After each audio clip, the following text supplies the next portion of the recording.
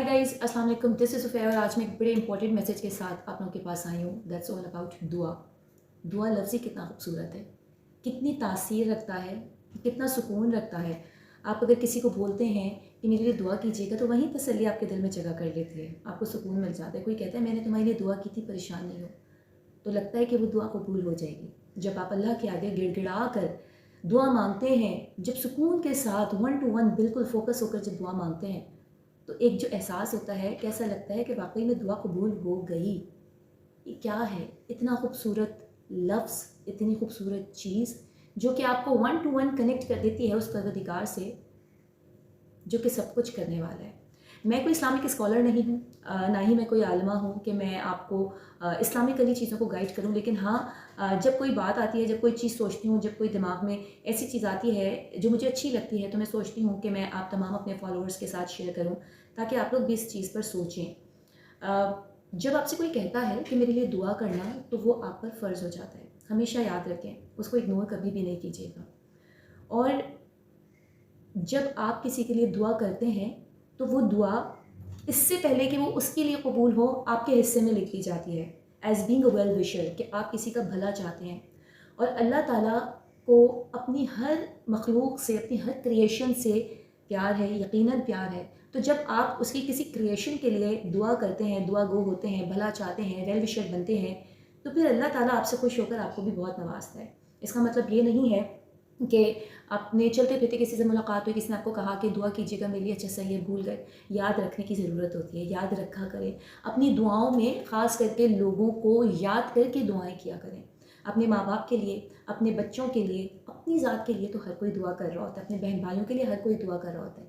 लेकिन ऐसे लोग जो कि आप सोचते हैं कि उनके लिए अगर मैंने ये दुआ की और मेरी दुआ कबूल हो गई तो कितनी आसानी हो जाएगी उनकी ज़िंदगी में, तो यकीन जानिए उनकी ज़िंदगी में होने वाली आसानी का अजर सिला, आई फील लाइक कि वो आपको भी उसका पोर्शन मिलता रहेगा। क्योंकि आई फील क्या इट्स अ ट्रुथ कि अल्लाह के यहाँ किसी चीज़ की कमी नहीं है, उसके ख़जाने में किसी चीज़ की कमी नहीं है। हाँ, हमारे मांगने में कमी होती है। हम जल्दी से जल्दबाजी में अपने रूटीन के दौरान टाइम निकाल के नमाज़ पढ़ते हैं, फटाफट नमाज़ पढ़ के थोड़ी बहुत दुआएं मांगकर उठ जाते हैं। लेकिन एक जो कॉन्सेंट्रेशन होती है वो सिर्फ हम उसी वक्त करते हैं जब बहुत परेशान होते हैं। और शायद हम पे परेशानियाँ, मुश्किलें इसीलिए आती हैं कि अल्लाह ताला को उस वक्त परेशान होके हमारा उससे 1 to 1 गुफ्तगू करना बहुत अच्छा लगता है।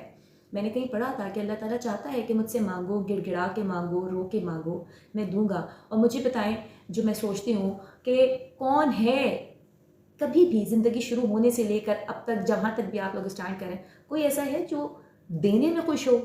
देते तो हैं, हेल्प भी करते हैं लोग, लेकिन जिस तरीके से अल्लाह ताला के पास ख़जानों की तो कमी ही नहीं है, और जिस तरीके से अल्लाह कहते हैं कि मुझसे मांगो मैं दूंगा। एनीवेज, यहाँ पे बात आ रही थी कि अल्लाह से आप सब कुछ मांग सकते हैं, हर चीज़ मांग सकते हैं जो चाहिए, क्योंकि अल्लाह से आपका रिश्ता बड़ा मजबूत होता है। उसके और आपके बीच में, आपकी सोचों में और उसके करने में किसी किस्म का पर्दा नहीं है।